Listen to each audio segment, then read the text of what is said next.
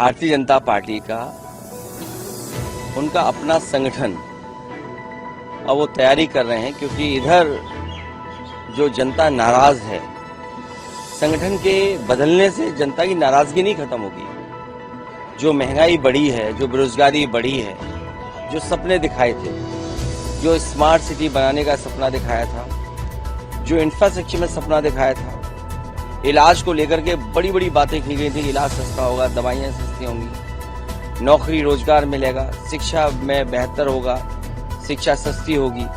लेकिन आज भारतीय जनता पार्टी के पास जवाब नहीं है। तो संगठन के बदल जाने से जनता की नाराजगी कम नहीं होगी, और पीडीए की जो धमक है उसी का परिणाम यह है कि अभी भी चिंता कर रहे हैं कि उत्तर प्रदेश में उनका अध्यक्ष कौन बने। अध्यक्ष बनने से ज्यादा उनके अंदर जो इंटरनल जो डिस्कशन होता है, बड़े बड़े बुद्धिजीवी, बड़े बड़े सलाहकार और बड़ी कंपनियां बैठती हैं। सुनने में आया कि कई कंपनियां हायर की गई हैं जो विलेज स्तर पे सर्वे कर करके और जगह जगह लोगों से जानकारी हासिल कर करके जो सर्वे की टीमें वो उन्हें जानकारी देती हैं। तो केवल अध्यक्ष बनाना नहीं है, वहाँ ओसीएम और डीसीएम को भी बदलने का मामला चल रहा है। ओसीएम को कहाँ पहुंचाएं, डीसीएम को कौन सा पद दें, तभी उनका प्रदेश का अध्यक्ष तय हो पाएगा।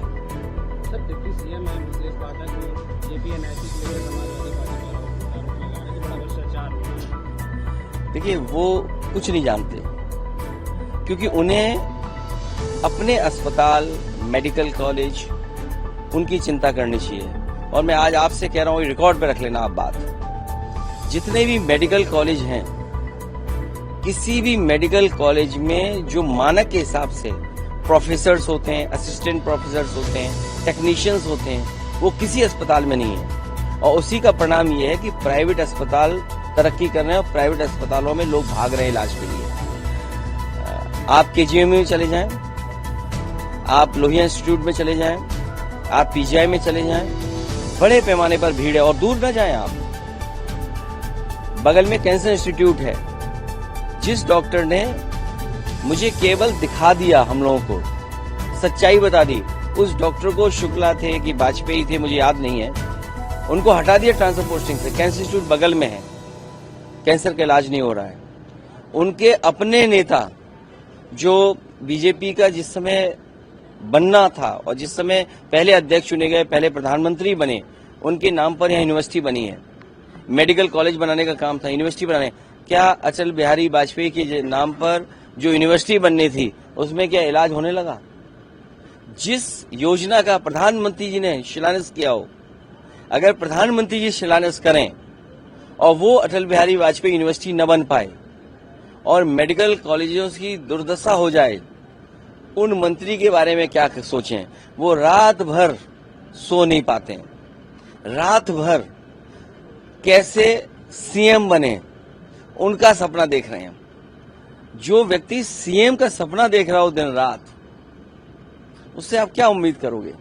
और जेपीएनआईसी वो बिल्डिंग है जो one of the best building है, और उन्होंने एलडीए को इसलिए दिया है क्योंकि वो बेचना चाहते हैं। सोसाइटी जो थी, वो सोसाइटी का मैं फाउंडर मेंबर हूं, हमारे राजेंद्र चौधरी जी फाउंडर मेंबर हैं। उसके फाउंडर मेंबर को आपने हटा दिया, सोसाइटी को आपने हटा दिया।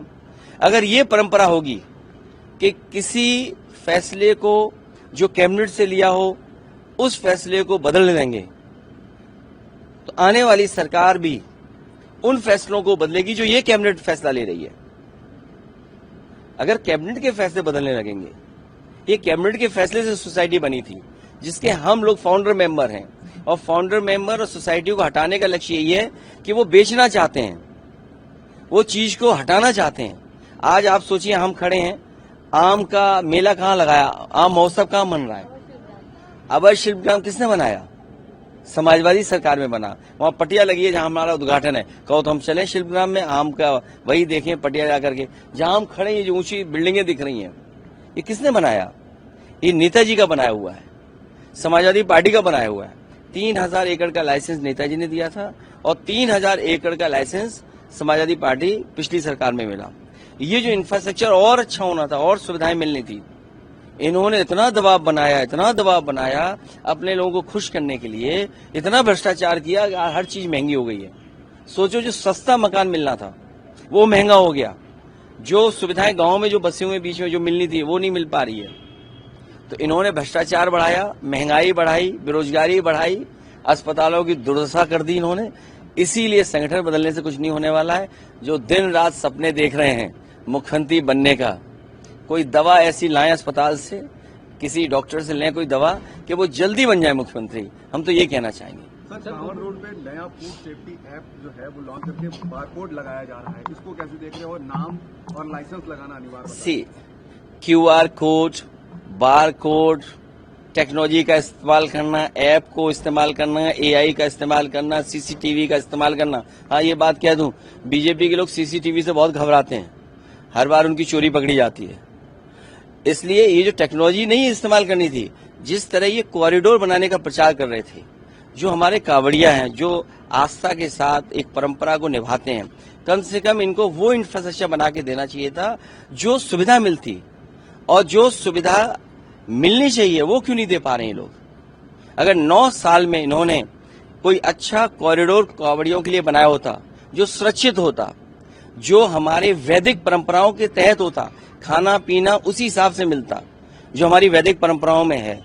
अगर ये वैदिक परंपराओं से जुड़ा हुआ हमारा अगर आयोजन है या आस्था का एक परिक्रमा या हम उसको यात्रा पे निकलते हैं, तो इनकी जिम्मेदारी थी कि वैदिक परंपराओं को मानते हुए कोई ऐसा कॉरिडोर बनाते जिसमें कांवड़ियों को आराम करने का, उनके खाने पीने का, उनके स्वास्थ्य को लेकर के चिंता करते। अब तो इन्होंने कॉरिडोर बनाया नहीं, इसीलिए QR कोड, ऐप, ये नाटक कर रहे हैं। नाटक इसलिए कर रहे हैं क्योंकि अपनी नाकामी छिपाना चाहते हैं। हम तो इनसे कहेंगे कि कमिश्नर DM SP को लगाएं सेवा के लिए, खाना वाना की व्यवस्था के लिए, और CO और SDM को लगाएं उनके पैर दबाने के लिए, तो शायद उससे बड़ा आराम मिलेगा उन्हें। क्योंकि अगर CO, SDM इस स्तर के अधिकारी उनकी सेवा करें, पैर दबाएं, तो उन्हें भी पुण्य मिलेगा और एक सेवा का भाव जो पैदा होता है वो भी पूरा होगा। यही है हमारी वैदिक परंपरा, यही हमारा आस्था है। तो मैं उम्मीद करता हूं कि मुख्यमंत्री जी QR कोड तो बना ही रहे हैं, इसके साथ साथ ये भी एक जियो जारी कर दें कि DM SP खाना स्वास्थ्य सेवाएं देखेंगे और CO और SDM उनके पैर वेर दबा के सेवा करेंगे। सरकार में कैबिनेट मंत्री हैं आशीष पटेल, वो सरकार पे ही अपने आरोप लगा रहे हैं और कह रहे हैं कि सूचना विभाग से ये हमारे खिलाफ ये सूचनाएं दी जा रही हैं और संयंत्र रचा जा रहा है मेरे खिलाफ। हालांकि 1700 करोड़ कम बताया उन्होंने। मैंने पूरा उनका ट्वीट नहीं पढ़ा है, मुझे जानकारी नहीं है, लेकिन मुझे ये जानकारी हुई है कि 1700 करोड़ का बताया उन्होंने कि जो पत्रकार साथी हैं हमारे, इनको 1700 करोड़ रुपए का भुगतान हुआ है।